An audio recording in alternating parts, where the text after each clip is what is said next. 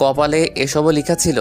মা এসে সিএনজিতে উঠে বসে বললেন, মেয়েটির মায়ের সাথে কথা হয়েছে, বাসায় যেতে বলল। আলহামদুলিল্লাহ। তা বাসার ঠিকানা বলেনি? বলেছে। এই বলে ড্রাইভারকে মেয়েটির বাসার ঠিকানা বললেন মা। ড্রাইভার এবার আমাদের নিয়ে চলতে লাগলো কাঙ্ক্ষিত নতুন গন্তব্যে। মিনিট 10 পর একটি বাসার সামনে এসে সিএনজিটি থামলো। ড্রাইভারকে জিজ্ঞেস করলাম, এটাই কি ওই জায়গা? জি এটাই।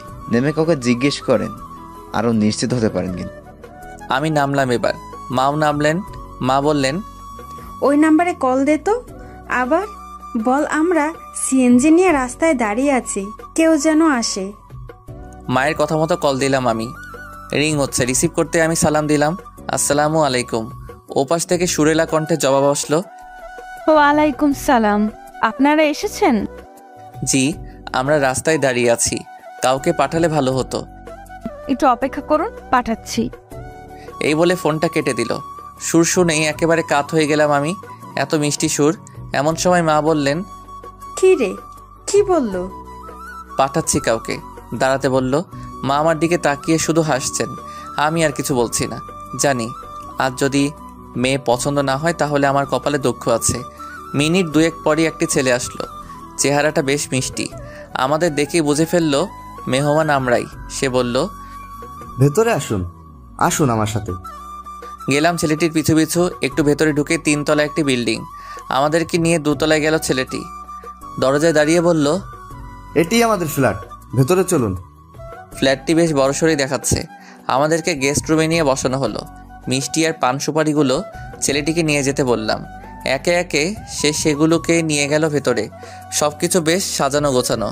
মা বললেন, বলতো মেয়েটি কেন টিউশনি পড়ায়? কেন আবার? হতে পারে সে তার শিক্ষার চর্চার জন্য এটি করে। ঠিক ধরেছিস, আমারও তাই মনে হচ্ছে। দেখা যাক সামনে কি হয়। এমন সময় মায়ের বয়সে একজন ভদ্র মহিলা আসলেন। সালাম ও কুশল বিনিময় হলো ওনার সাথে। বসলেন আমাদের সামনের সোফায়। তারপর মাকে সরাসরি জিজ্ঞেস করলেন, এবার তাহলে বলুন, এই পর্যন্ত কি করে আসা হলো? আসলে আমার ছেলে এখানে চাকরি করে। গতকাল নাকি সে একটি মেয়েকে দেখে এবং পিছু নেয়। মেয়েটি গাড়ি থেকে যে বাসায় ঢুকে সে ভেবে নেয় মেয়েটির বাসা সেটাই। তারপর বাড়ি ফিরে রাতে আমাকে সে সবকিছু বলে। তারপর আমি ওকে নিয়ে আজ একেবারে চলে আসি সম্বন্ধের জন্য কথাবার্তা বলতে। ওই বাসায় গিয়ে জানতে পারি মেয়েটির বাসা সেটাই নয়, সেখানে নাকি সে পড়াতে যায়। তখন ওদের থেকে নম্বর নিয়ে কথা বলে এখানে আসা। এই হলো পুরো কাহিনী। মায়ের মুখে সব শুনে ভদ্র মহিলা মুচকি হাসলেন আর বললেন, হাই আল্লাহ, এত কিছু ঘটে গেছে। যাই হোক, আল্লাহ যা করেন ভালোর জন্যই করেন। তবে আপনার ছেলে যে মেয়েকে দেখেছিল সে আসলে আমাদের মেয়ে নয়, বলতে গেলে সে আমার ভাইয়ের মেয়ে।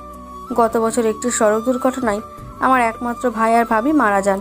তা নয় তাদের একমাত্র সন্তান ও উত্তরসূরি। এরপর থেকে ও আমাদের সাথেই আছে। আমি নিয়ে এসেছিলাম আমার কাছে। খুব আদরের মেয়ে ছিল ও, আমাদের কাছেও আদরেই আছে। কখনো ওর বাবা মায়ের অভাব বুঝতে দেইনি। এখন আপনি চাইলে ওর সাথে কথা বলতে পারেন। আমি ওর ওপর কোনো কিছু চাপিয়ে দিতে পারবো না। যা হবে ওর ইচ্ছা মতোই হবে।